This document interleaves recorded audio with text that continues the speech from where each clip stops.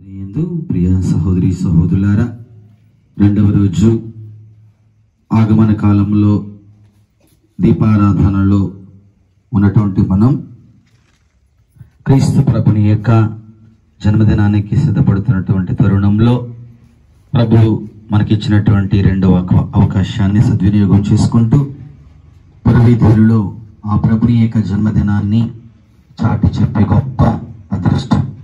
ఆనాడు దేవదూతకు దొరికింది, ఇదిగో అమ్మ నీ గర్భాన్న శిశువు జన్మించబోతున్నాడు అనేటువంటి సందేశాన్ని దూత తల్లి మరీకి అందించింది. అదే సందేశాన్ని ఇతరులకు మనం అందిస్తూ ఉన్నాం. అంటే దేవదూత యొక్క ప్రవచనం ఈనాడు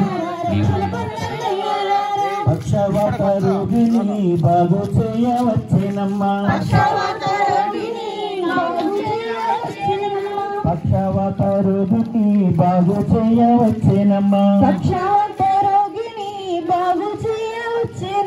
అంతలోనే యేసు స్వామి మా ఊరు వచ్చేనమ్మా. అంతలోనే యేసు స్వామి మా